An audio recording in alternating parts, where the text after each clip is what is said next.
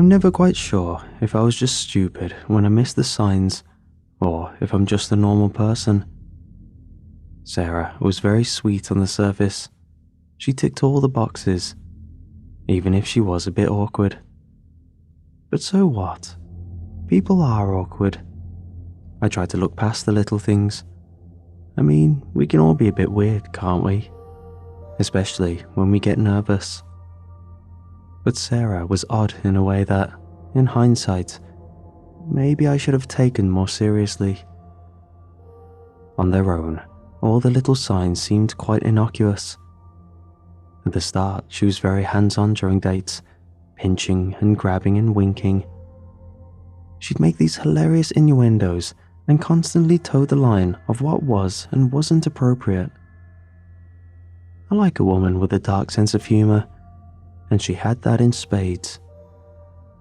But she pulled away if I tried to reciprocate, and I realized early on that intimacy wouldn't be on the cards for a long time. And I was fine with that. I wasn't in a hurry. And yet, she continued to send mixed signals. She'd ask for photos almost every night. Girls don't normally ask for full length. It was weird, and taking a good picture wasn't as easy as I thought it'd be. I always thought I looked weird in that kind of full-body vertical picture. But she was always happy with what I sent. She had a lot of requests. One was to see me lying on the floor, eyes closed, arms to either side of my back. She liked that one. One time, she made me do a striptease with a white sheet, slowly pulling it down in one picture after the other. This went on for the first month, I'd say. I sent her pictures, she sent me some. We talked a lot about what we each wanted. It was kind of fun and kinky, like we were taking turns being each other's long-distance model. And as a guy, I don't usually get to enjoy the feeling of being a promiscuous object. I normally feel like my sexiness is tied to some kind of performance. It was novel and exciting to be valued as just a physical being. I never really figured I had an exhibitionist streak, or that was something that women wanted much of. But she did, and I didn't dislike it. During all this, we continued to meet up once or twice a week for food. It seemed like we had a little thing going that might one day become something real. We never did spend the night together. First time I thought it was going to happen was after I sent a photo of me lying on my kitchen floor, the white towels freezing my ass the whole time. An hour after I sent the photo, she appeared on my doorstep without warning, hair soaking wet and smelling of booze. As soon as she saw me, she grabbed me, guided me to the sofa, then climbed on top and started kissing me, hard. She was handsy, but it never went past over the clothes stuff. Just hot, heavy and, well, not all that good. Do you ever wonder if some people are bad at intimacy stuff because no one tells them the truth? It was like she was trying to suck the air out of my lungs. I've had better kisses off my dog. She got a lot of points for enthusiasm, don't get me wrong. I've never had anyone grope me and touch me with such raw passion before. But whenever I tried to match her energy, I got the sense she didn't really care for it. She never reacted or moaned or gave off non-verbal cues to be like, do that more. It was all about her touching me, never vice versa. After maybe 20 minutes of this over the clothes fumbling, she asked me to lie down on the floor. I had no idea where this was going, so I did. Can you hold your breath? She asked as she looked down at me. All of a sudden, I felt very small, and there were lots of thoughts going through my head. I'm pretty sure there was nothing I wouldn't have done for her in that moment, although not necessarily because I wanted to. There was just an intensity to her stare that shrunk me down until I was the size of an ant. So, I held my breath. I held it so long my lungs burned and my head swam until I couldn't do it any longer. When I opened my eyes, she was looking down at me with so much hunger in her eyes, I actually got a little scared. Admittedly, I sort of liked it. She paused for a moment, drinking me in, and then said she had better get going. She had work in the morning. We kissed at the door, and a hand roamed all over my back. I was cold by that point, and her hands felt so warm. I swore something was about to happen, but she simply left me standing there. It was confusing and frustrating, so much so I almost didn't call her back. But she had a kind of commanding energy about her, a deep awareness of what she did and didn't want, that it was just enough for me to keep replying to her texts. After that night, I always laid on my kitchen floor when she asked for a photo, but it never really had the same effect of getting her to my doorstep. Still, she became a regular fixture in my life, and pretty soon I hoped we might get close to something a bit more serious. I looked for signs that she thought the same thing, but the going was damn slow.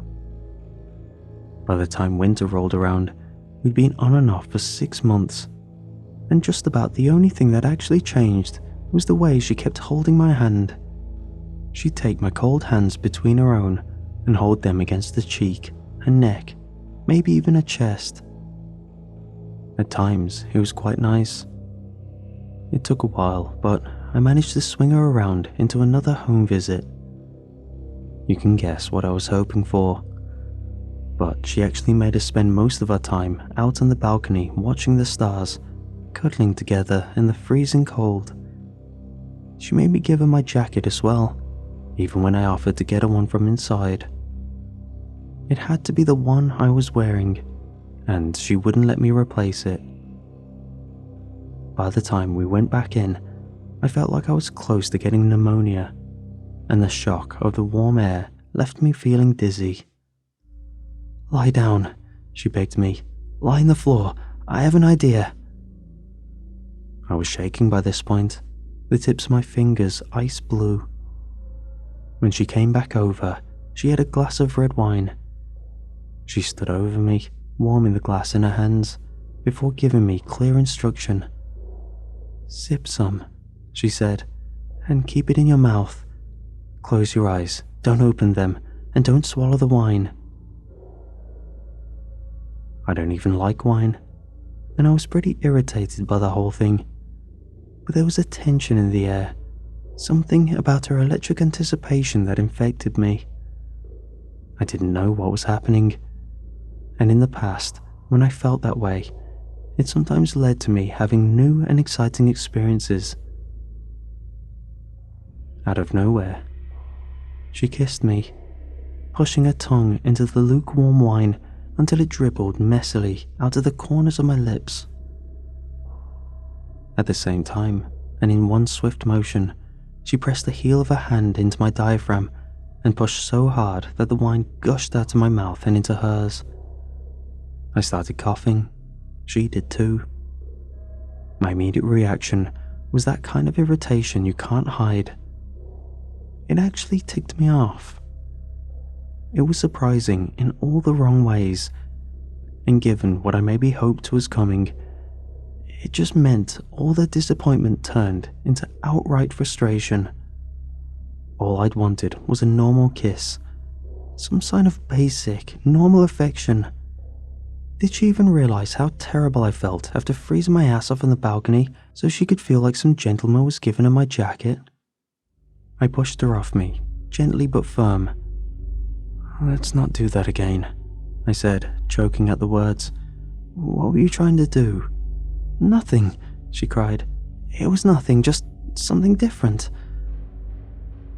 She seemed sincerely regretful and sorry, but I was half naked, horny, irritated, and freezing cold.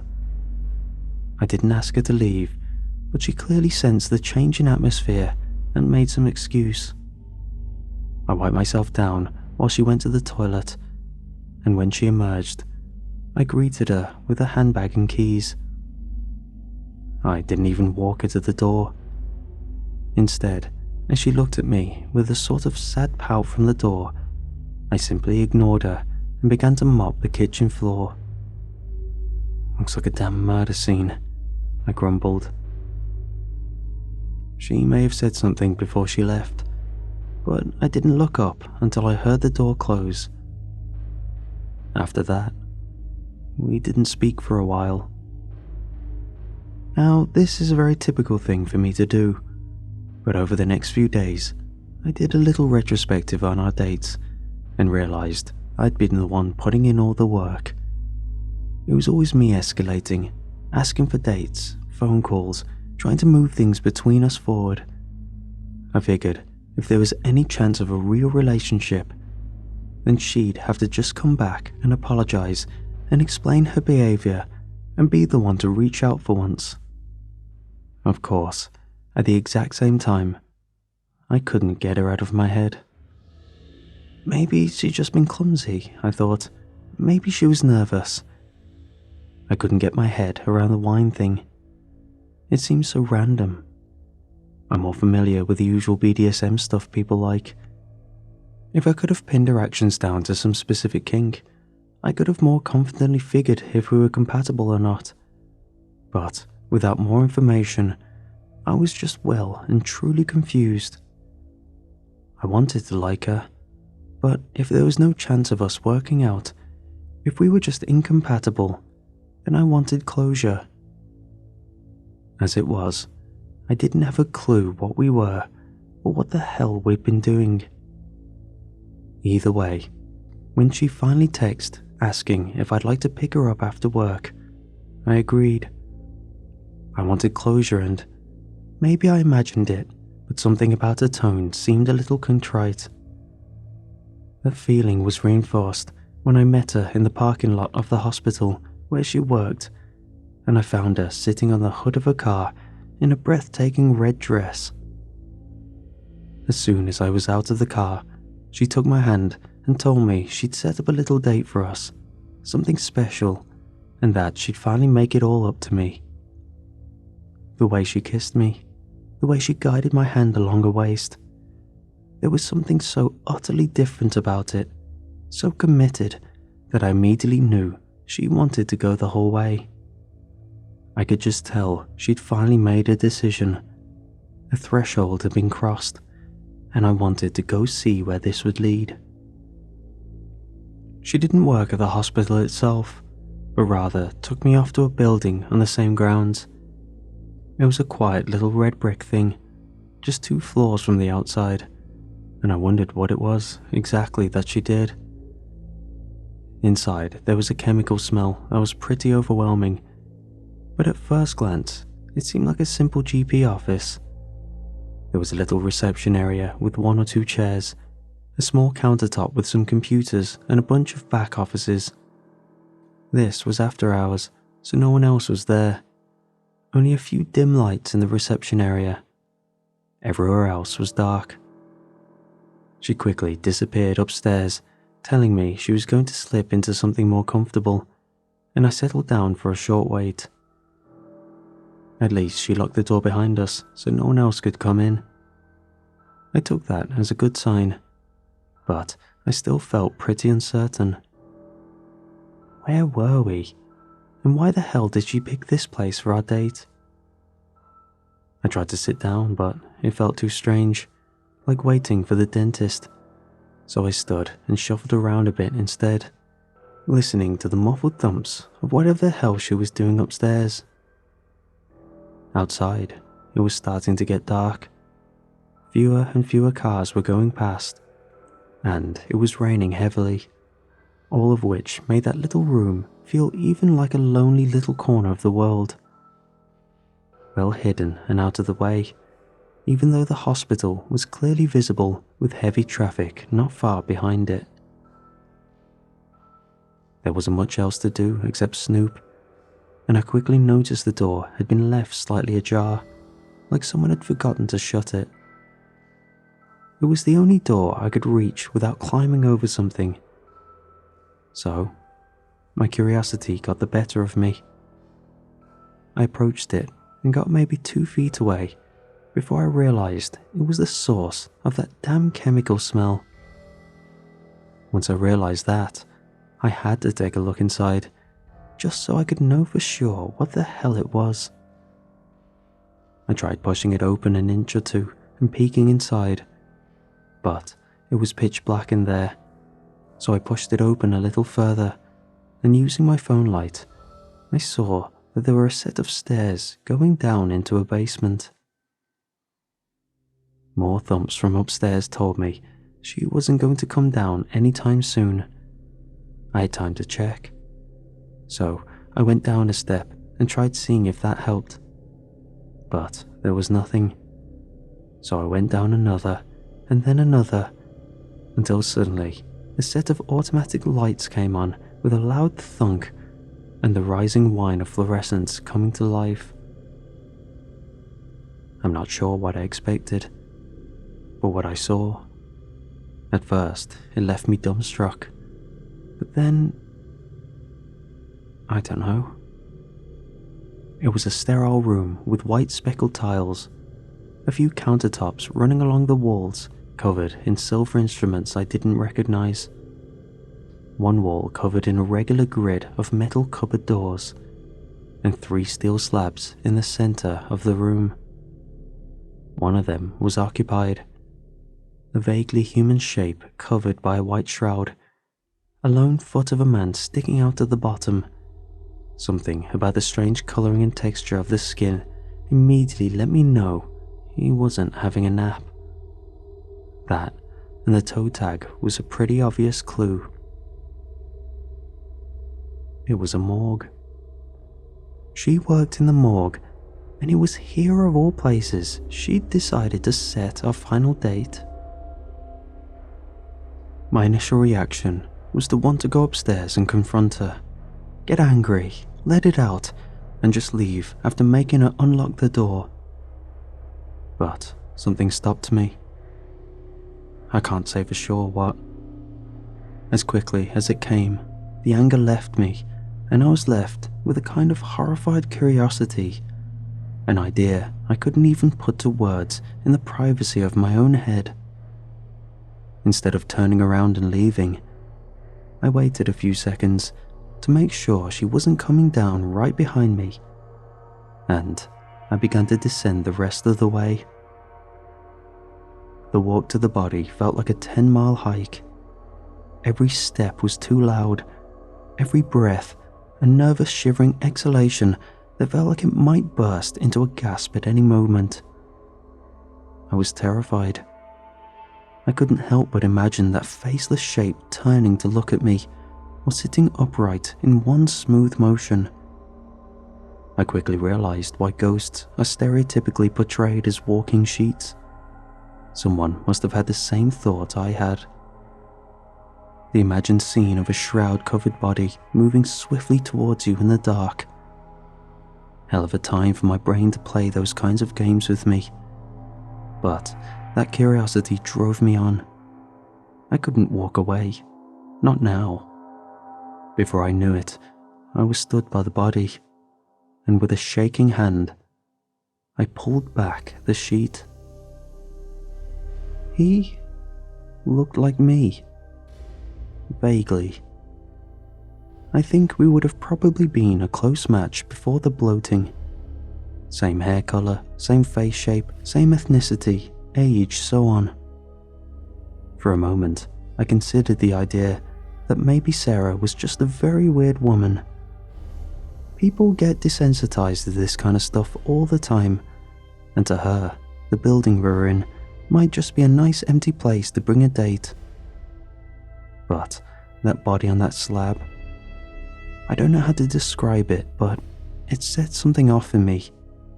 A kind of slow, rising dread. I'm not sure why I did what I did next, but I couldn't stop thinking of that strange night when she pushed against my chest and sent wine dribbling out my mouth. So utterly bizarre, but Maybe.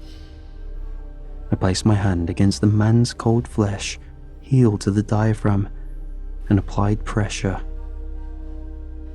He animated like a puppet. A brief gasp of air, followed by curdled blood flowing out of his mouth, black and yellow and red. Pallets, platelets, and plasma separated with time into a thick soup. When the smell hit me, I couldn't help but be sick. And as I hunched over the nearby drain and emptied my body of all my vomit and bile, images of my time with Sarah flashed through my mind. The photos of me nude lying on the white tile floor, the use of the blanket to cover my chest, her fixation on my cold hands, a night spent freezing on my balcony, filling my mouth with wine and forcing it back out with a shove to the chest. I looked at the body and quickly understood how and why she discovered what happens when you apply pressure to the chest. The image was crystal clear in my mind. The mental image of a slender frame straddling the bloated man before me was as unpleasant and inescapable as nails on a chalkboard. Unable to shake it, I hunched over once more and was sick again. This time until my eyes watered and there was nothing left but saliva and bile. I felt violated. I wanted to leave. I no longer felt angry or confused. Instead, every moment of the last 6 months fell into place and a pattern emerged that terrified me. She wasn't meandering or clueless. Everything she'd done had been moving towards this one night with me here, locked in this place with no one to call for help. I'd blundered into what might just be the most dangerous situation of my life. And now, I was too deep into the trap to just blindly panic. Underground and in a room with only one exit. I had to be careful. She was up there somewhere. Maybe clueless about what I'd realized. Maybe not. She seemed small enough, but a cursory glance at some of the glinting blades on the nearby work surface told me she didn't have to be a bodybuilder to hurt me. Any one of those razor-sharp instruments could work its way into the meat of my neck with very little effort. Sooner or later, she'd realize where I was.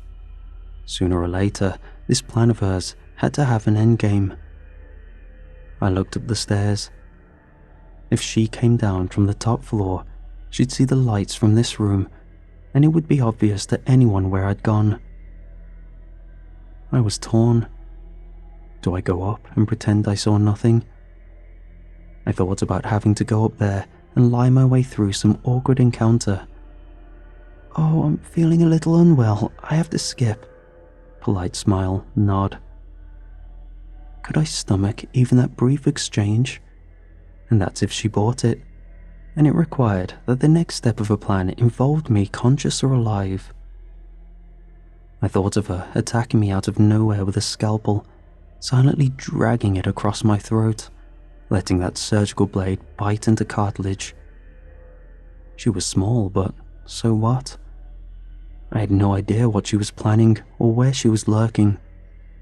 Walking into an ambush and toughing it out didn't seem like the best of plans. What I wanted was distance. I just needed a door or a window. I just had to avoid her. My first instinct had been to get out of the basement, and I wanted to go with it. But the strange sounds coming from upstairs made me think she might have finally come to find reception empty. Terrified, I looked around desperate for some way out, or maybe even a good hiding spot. Just about every bad idea you can think of went through my head, including swapping myself out for the corpse. I nearly laughed at the stupidity of it, but my attention had been pulled to the morgue drawers, and with a sinking feeling in my gut, I slowly realized there was nowhere else in that room large enough to hide a person. "Michael?" The voice was muffled and distant, but I could tell she was finally looking for me. This was really fast becoming a now or never moment. With a deep breath, I pulled at the first drawer I saw and felt bittersweet relief that it was empty. I wasn't sure I could go through with this, but at least it hadn't been already occupied.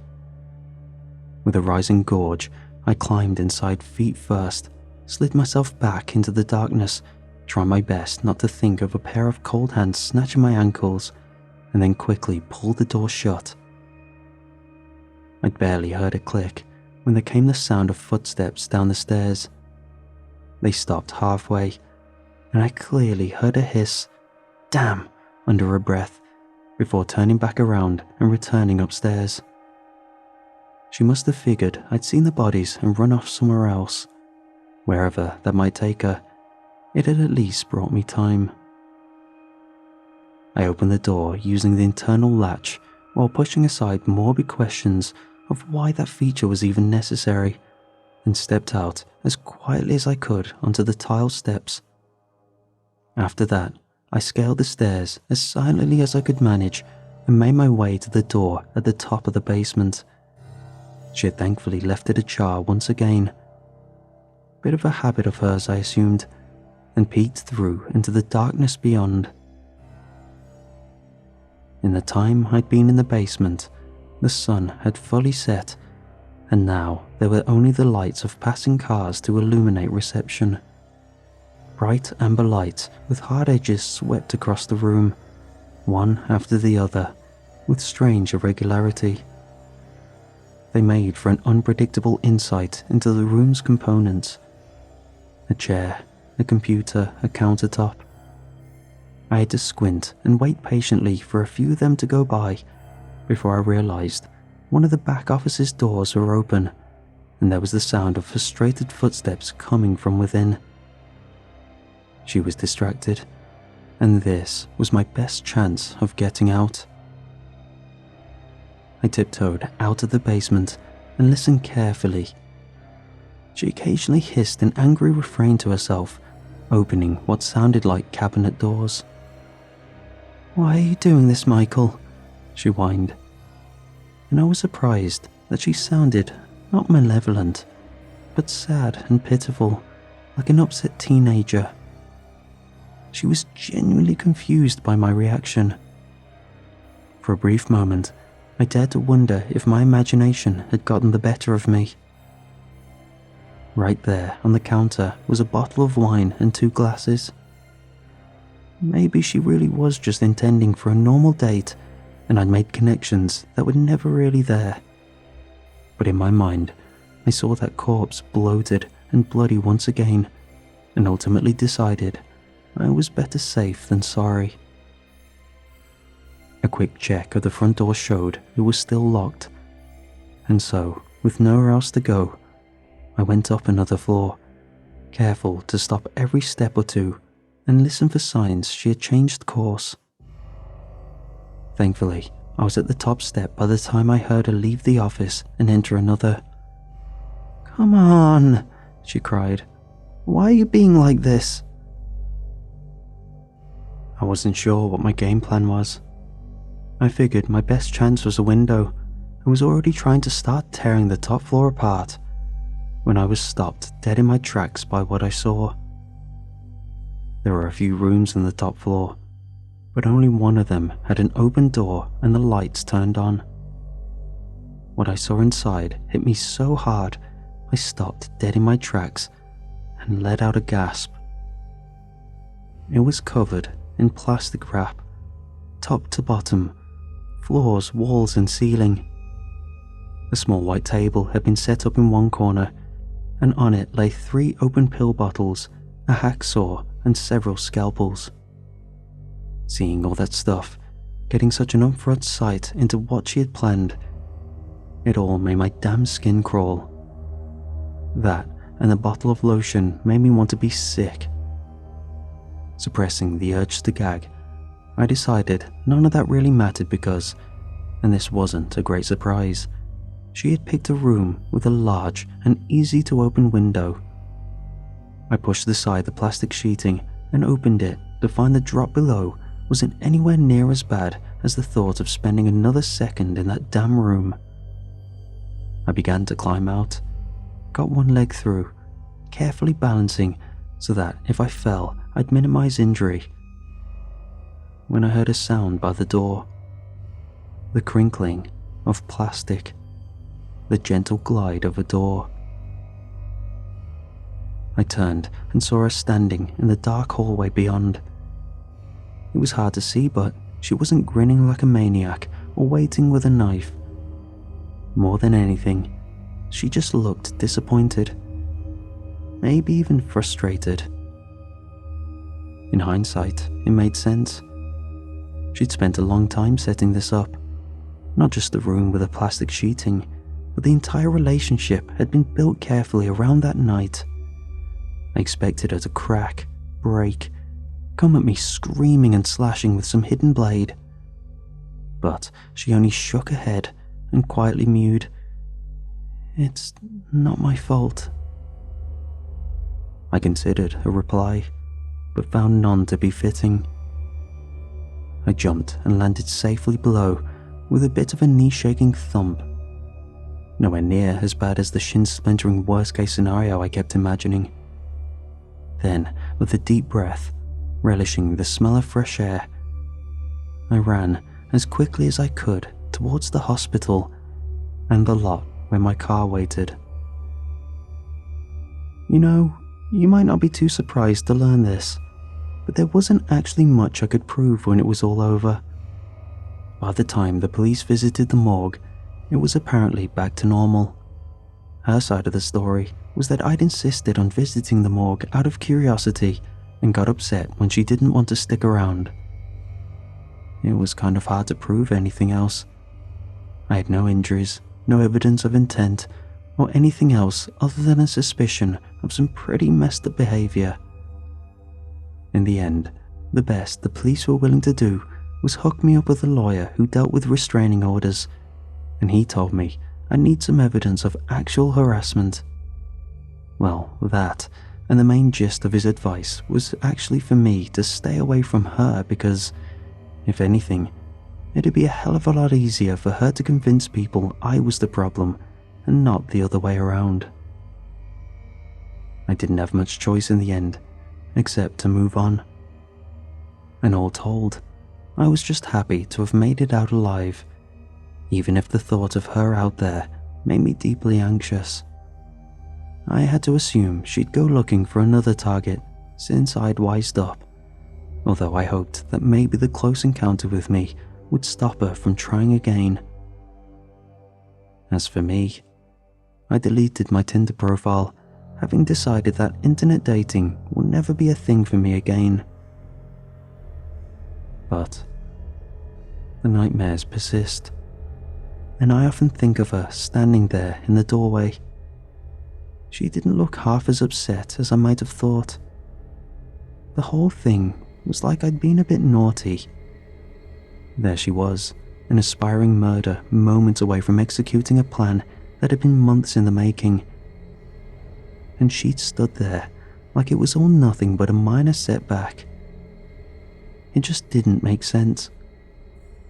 And like everything with Sarah, I struggled to move on from this peculiar behavior until I got an answer. Well, today I finally got it when I woke up and felt something strange by my feet. I pulled back the sheets and saw something that made my heart sink and a cold sweat form on the back of my neck. I was wearing a toe tag. I think I might have underestimated her patience, and I am starting to appreciate just why she found that night in the morgue to be a little more than a setback. On the tag itself, my name is scrawled on one line, and on the date of death below, she had simply written, "In just a few days."